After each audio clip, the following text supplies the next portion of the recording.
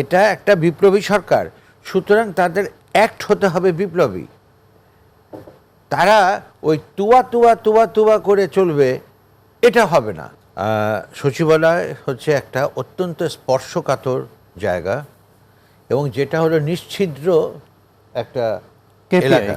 হ্যাঁ, কেপিআই মানে কি পয়েন্ট ইনস্টলেশন। এটা তো এখানে রাত 2টার সময় আগুন লাগবে, এবং একই সময়ে দুই জায়গা, একই ভবনে দুই জায়গায় একই সময় আগুন লাগবে, এবং সেই আগুন নেভাতে নেভাতে সকাল 8টা বাজবে। 6 ঘন্টা ধরে আগুন তার লেলিহান শিখা চারিদিকে বিস্তার করে গেছে। এটা কিছুতেই মেনে নেওয়া যায় না। এবং সবচেয়ে বড় কথা, সালাম ভাই যে কথাটা বললেন, আমাদেরকে একটা জিনিস বুঝতে হবে, শেখ হাসিনা পালিয়ে গেছেন, কিন্তু আওয়ামী লীগের যারা সমর্থক তারা কি পালিয়ে গেছে? তারা তো পালিয়ে যায় নাই।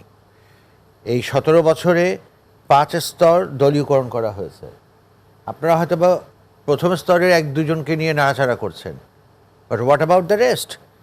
তাদের তো মনের ভিতরে সেই একই জিনিস, একই আকাঙ্ক্ষা যে আবার ফিরে আসুক, আবার 2040 সাল পর্যন্ত আমরা ক্ষমতায় যাই। এবং এটা তো তাদের অন্যায় কিছু না, এটা তারা করবেই, ইটস কোয়াইট অবভিয়াস। আমি স্পষ্টভাবে এইভাবে আগুন ধরিয়ে কেউ ক্ষমতায় আবার আসতে পারে? ভাইরে, আগুন ধরিয়েই তো পতন হলো।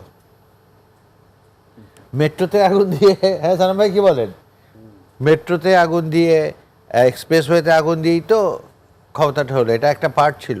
এবং এভাবেই কিন্তু একটু একটু করতে করতে যেটা দাঁড়াচ্ছে সেটা হচ্ছে যে সরকারের উপরে আস্থাহীনতা মানে জোরদার হচ্ছে, পাশাপাশি যারা করছে তাদের সাহস অনেক বেড়ে যাচ্ছে।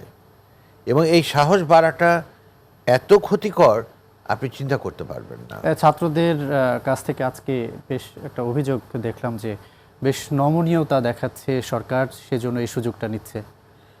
তো এই কথা যে ছাত্ররা বলছে, ছাত্ররা নিজেরা কি করছে? ছাত্ররা নিজেরা কি করছে? আমি সবসময় সব জায়গায় একটা কথা বলি যে এই সরকার কোনো নির্বাচিত সরকার না, এটা একটা বিপ্লবের মানে জনগণের এবং ছাত্রদের বিপ্লবের ফসল এই সরকার। এই সরকারের এটা তো বিপ্লব, তো এটা বড় ধরনের একটা ম্যান্ডেট। এটা এই ম্যান্ডেট ছাড়া তাদের আর কি থাকতে পারে? তাদের ভয়টা কোথায়? আমি সে কথাটাই বলছি যে এটা একটা বিপ্লবী সরকার, সুতরাং তাদের অ্যাক্ট হতে হবে বিপ্লবী। তারা ওই তুয়া করে চলবে, এটা হবে না। তাদেরকে বিপ্লবী হতে হবে, অ্যাকশন নিতে হবে, এবং মানে রাষ্ট্র পরিচালনা করতে গেলে কোনো কোনো ক্ষেত্রে কঠোর হতে হবে। কিন্তু ওনার সব কিছু হলো দেখি না কি হই, দেখি না কি হয়।